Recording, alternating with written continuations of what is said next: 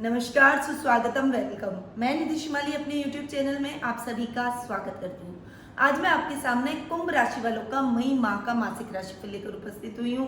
परंतु अभी इस मासिक राशिफल में भी हमको काफी कुछ चीजें सोचनी पड़ रही है कि हम क्या करें, घर पर बैठकर ऐसा क्या काम करें जिस तरह से हमारी जिंदगी अभी रुक सी गई है।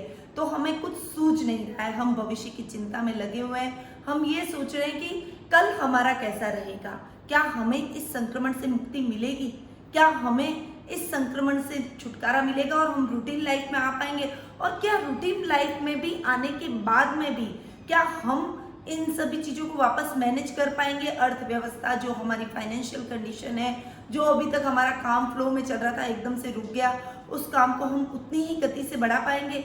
तो ये टाइम आत्म मनन और चिंतन करने का है। कुछ उपाय कीजिए, कुछ अंदर अपने कार्य के बारे में सोचिए। इस समय आप फ्री हैं और अपने इस समय का सदुपयोग कर सकते हैं। अपने परिवार के साथ तो आप बैठे ही हैं, रचनात्मक कार्यों में आप इसका उपयोग कर सकते हैं, परंतु उसके साथ साथ आप अभी से अपने कार्य क्षेत्र के बारे में, अपने भविष्य के बारे में सोचकर उसकी कुछ प्लानिंग, उसकी कुछ दिशा निर्धारित कीजिए, ताकि जब भी ये स्थितियां सामान्यता की ओर अग्रसर हो तब आप अपने काम को बहुत अच्छे तरीके से मैनेज कर सके। उस समय आपको रूपरेखा नहीं बनानी पड़े, कुछ प्लानिंग नहीं करनी पड़े, और अभी भी आप घर पर रहकर भी कई चीजों के बारे में आत्म मनन कर सकते हैं। जैसे अभी लॉकडाउन के दौरान आप देख रहे होंगे कि हमारी वायु कितनी शुद्ध हो गई है, प्रकृति चहचहा रही है, पक्षियों के कलरव जो हमने कभी नहीं सुने थे वो अभी हमें सुनने को मिल रहे हैं, और नदियों का जल स्तर भी साफ सुथरा हुआ है, जो कि बहुत सारे रुपए और बहुत सारी राशि लगाकर भी हम साफ नहीं कर पाए थे। वो नदियों का स्तर अब साफ होते हुए दिखाई दे रहा है। तो ये प्रकृति का एक संकेत ही है, आपको इसे समझना पड़ेगा, इस बारे में भी सोचना पड़ेगा कि प्रकृति हमें क्या संकेत दे रही है। जब भी हमने प्रकृति का दुरुपयोग किया है तब प्रकृति ने अपने संकेत हमें दिए हैं कि अब हमें सुधर जाना चाहिए, अब हमें प्रकृति के बारे में, पर्यावरण के बारे में भी सोचना चाहिए। तो इस दिशा में कुछ नए कदम आप उठाइए। अपने कार्य क्षेत्र के बारे में तो सोचिए, अपने बारे में सोचिए, साथ ही अब इस प्रकृति के बारे में भी आपको सोचना चाहिए। तो विचार मंथन कीजिए। ये विचार मंथन का समय, कुछ नई खोज, कुछ अपने जीवन शैली में बदलाव लाने का समय है, कुछ नए आविष्कारों का समय है। तो और हम चाहें तो क्या नहीं कर सकते हैं, इसीलिए इस बारे में सोचकर इस दिशा में कुछ महत्वपूर्ण कदम उठाइए। आगे बढ़ते हैं मासिक राशिफल की तरफ। सबसे पहले हम जानेंगे ग्रहों की पोजीशन के बारे में, क्योंकि ग्रहों की पोजीशन पे ही इस माह का राशिफल डिपेंड करता है। तो सबसे पहले जान लेते हैं कि ग्रहों की पोजीशन इस माह कैसी रहने वाली है। सबसे पहले हम बात करेंगे सूर्य ग्रह की, जो कि वर्तमान में मेष राशि में विराजमान है और 14 मई को वे मेष से वृषभ में प्रवेश करेंगे। वहीं बुध ग्रह का इस माह 2 बार राशि परिवर्तन हो रहा है। अभी वो मेष राशि में विराजमान है और 9 मई को मेष से वृषभ में सूर्य के साथ में युति करके बुधादित्य योग बनाएंगे, और 25 मई को वे वृषभ राशि से मिथुन राशि में प्रवेश कर जाएंगे। वहीं मंगल ग्रह, जो कि वर्तमान में मकर राशि में विराजमान है, और 4 मई को ही वे मकर से कुंभ में प्रवेश करेंगे। गुरु ग्रह अपनी नीच की राशि मकर राशि में विराजित इस पूरे माह रहने वाले हैं। वहीं शनि ग्रह स्वग्रही होकर मकर राशि में विराजमान रहेंगे, गुरु के साथ में युति करेंगे, पर 11 मई को वे वक्री होने वाले हैं, और वक्री होने के बाद में कुछ सतर्कता हमें हमारे दैनिक जीवन में रखनी पड़ेगी, क्योंकि शनि का वक्री होना कुछ आकस्मिक परिवर्तन जो हम नहीं सोच रहे थे वो परिवर्तन हमारे दैनिक जीवन में लाएंगे, पर सतर्कता के साथ हमें आगे बढ़ने पर किसी भी प्रकार की समस्या का सामना नहीं करना पड़ेगा। शुक्र ग्रह अपनी स्वयं की राशि वृषभ राशि में इस पूरे माह विराजित रहेंगे। वहीं राहु ग्रह मिथुन राशि में और केतु ग्रह धनु राशि में इस पूरे माह विराजित रहने वाले हैं। अब बात करते हैं कुंभ राशि वालों के मासिक राशिफल की। सबसे पहले हम आते हैं परिवार पर।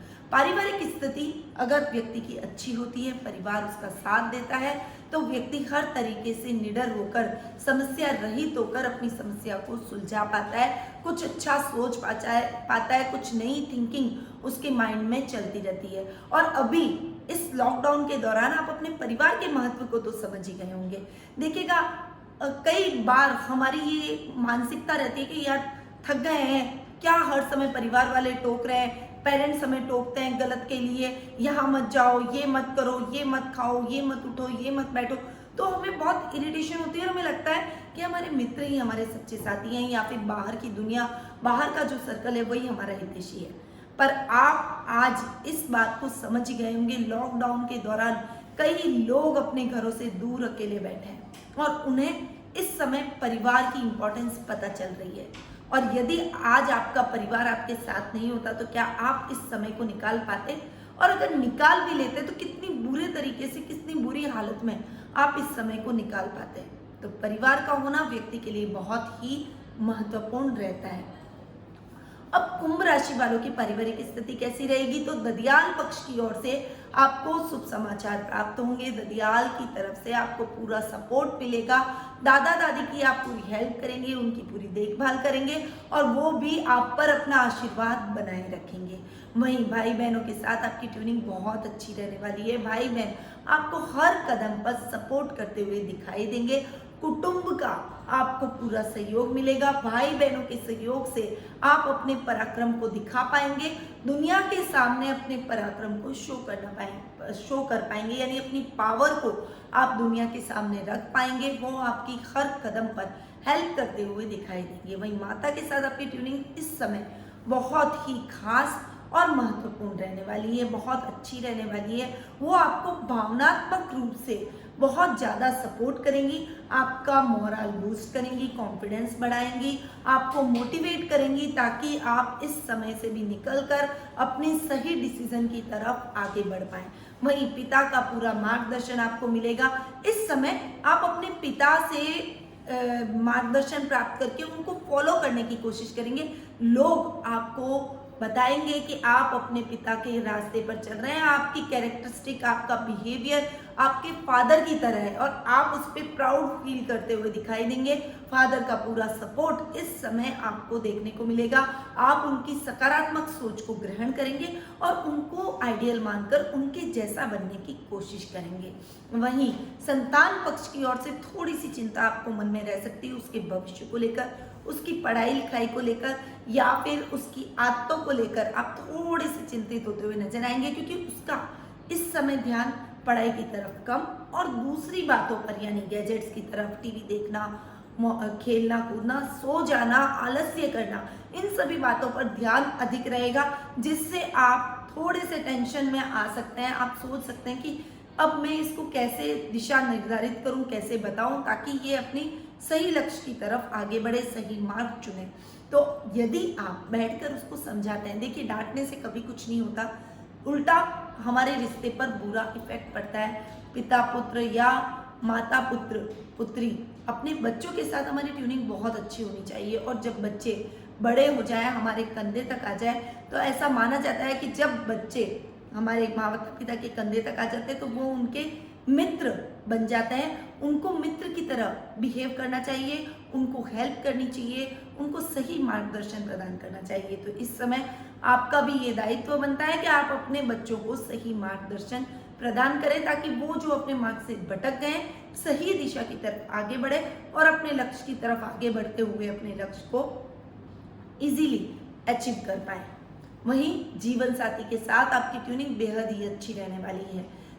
आपके सप्तम स्थान के स्वामी सूर्य का पराक्रम भाव में जाकर बुध के साथ में युति करके बैठना एक अच्छा संकेत दे रहा है। आपके पार्टनर के साथ आपकी ट्यूनिंग का, आपके पार्टनर से आपको सपोर्ट मिलेगा, आपको वो हर जगह पर सपोर्ट करते हुए नजर आएंगे, रिश्तों में भी और कार्य क्षेत्र में भी। साथ ही ननियाल पक्ष की ओर से भी आपके रिश्ते अच्छे रहेंगे और ससुराल पक्ष की ओर से थोड़ा सा खींचतान भरा माहौल चलेगा, पर आपके पार्टनर के सहयोग से, लाइफ पार्टनर के सहयोग से आप अपनी खींचतान को खत्म करते हुए और बड़ी समझदारी का परिचय देते हुए अपने रिश्तों को सामान्य करते हुए दिखाई देंगे। तो ओवरऑल पारिवारिक स्थिति आपकी बेहद ही अच्छी रहने वाली है। अब बात करते हैं आर्थिक पोजीशन की। देखिए, आर्थिक स्थिति की यदि मैं बात करूं तो लाभ भाव के स्वामी का अपने से एक घर जाके आगे बैठना बहुत अच्छा माना जाता है। गुरु आपके लाभ भाव के स्वामी हैं और वो 12वें में जाकर शनि के साथ बैठे, पर गुरु नीच के होकर बैठे हैं, मकर राशि में बैठे हैं, तो थोड़ा सा ये टाइम आपके लिए इतना अच्छा, इतना लाभदायक नहीं रहेगा, थोड़े एफर्ट्स ज़्यादा डालने पड़ेंगे। परंतु लाभ भाव में केतु का बैठना बहुत अच्छे और शुभ संकेत दे रहा है। सुख स्थान के स्वामी शुक्र का अपने ही घर में स्वग्रही होकर बैठना सुखों में वृद्धि कर रहा है, यानी आर्थिक स्थिति आपकी इतनी अधिक नहीं डावाडोल होगी। जितना आप सोच रहे हैं, जितनी मेहनत करेंगे उतना अच्छा रिजल्ट आपको देखने को मिलेगा, पर आपको एफर्ट्स अधिक डालने पड़ेंगे, मेहनत पूरी करनी पड़ेगी। आप अगर ये सोचेंगे कि मैं कम मेहनत में ज़्यादा मुनाफा कमा लूँ, तो वो पॉसिबल नहीं है। अभी आप जितनी मेहनत करेंगे उतना रिजल्ट, इसीलिए मेहनत में कोई कमी मत रखिए और अपने रिजल्ट को पाने के लिए अच्छी मेहनत करेंगे। एक सर्कल बढ़ेगा, एक नाम बढ़ेगा, सामाजिक मान सम्मान और प्रतिष्ठा में वृद्धि होगी, कुटुंब का पूरा सहयोग मिलेगा और आर्थिक स्थिति और अधिक मजबूत होती हुई दिखाई देगी। अब बात करते हैं शिक्षा, करियर और व्यवसाय की। देखिए, शिक्षा, करियर और व्यवसाय की दृष्टि से देखूं तो थोड़ा सा विद्यार्थियों के लिए ये टाइम थोड़ा सा क्रूशल रहने वाला है। बहुत ज़्यादा भ्रमित आप रहेंगे, कंफ्यूज रहेंगे, पढ़ाई में बहुत ज़्यादा प्रॉब्लम आप फेस करेंगे, आपको चीज़ें समझ में नहीं आएगी, एकदम से आपको बहुत हार्ड लगने लगेगी स्टडी, किताबें बहुत हार्ड लगने लगेगी, आपको लगेगा कि अब मैं इनसे कैसे डील करूँ। घर पर बैठे पढ़ाई कर रहे हैं, परंतु पढ़ाई में अभी आपको टीचर्स का मार्गदर्शन बहुत कम मिल रहा है, तो आप इस समय क्या करें? जी हाँ, आप अपने पारिवारिक सदस्यों का क्यों नहीं सहयोग लेते? विद्यार्थी वर्ग यदि अपने परिवार के सदस्यों का, अपने पेरेंट्स का, अपने भाई बहन का, बड़े जो भी हैं आपके, उन सभी का यदि सहयोग लेते हैं, उनका मार्गदर्शन लेते हैं, तो निश्चित तौर पर पढ़ाई में आ रही समस्याएं दूर होगी, डिसीजन लेने में आपको सुविधा होगी, सॉल्व होने लग जाएंगे क्वेश्चंस और आपका मार्ग एकदम साफ होता हुआ दिखाई देगा, आपको अपना लक्ष्य दिखता हुआ दिखाई देगा। तो दुगनी जोश से पढ़ाई कीजिए, तब कोई भी बाधा आपका कुछ नहीं बिगाड़ पाएगी। न तो आपके पंचम भाव के स्वामी बुध जो नेगेटिव रिजल्ट दे रहे हैं वो नहीं देंगे, और पंचम भाव में जो राहु बैठे हैं वो भी आपको नुकसान नहीं पहुंचा पाएंगे, भ्रमित नहीं कर पाएंगे, बशर्ते आप पढ़ाई में अपना कंसंट्रेशन रख के आगे बढ़ें और पेरेंट्स की पूरी हेल्प लें। करियर की दृष्टि से यदि मैं देखूं तो ये टाइम आपके लिए बहुत बढ़िया है, भाग्यवर्धक ये समय बना हुआ है। शुक्र आपके योग कारक ग्रह हैं, शुक्र सुख स्थान में जाकर बैठे हैं और अभी एक बहुत ही अच्छा संयोग आपका बन रहा है सुखेश, भाग्येश और सुखेश, भाग्येश और आपके सप्तम स्थान के स्वामी और पंचम भाव के स्वामी, ये सभी एक साथ सुख स्थान में जाकर युति कर रहे हैं। ये बहुत ही अच्छा संयोग है और आप इस संयोग के साथ आगे बढ़ेंगे तो भाग्य आपका पूरा साथ देगा।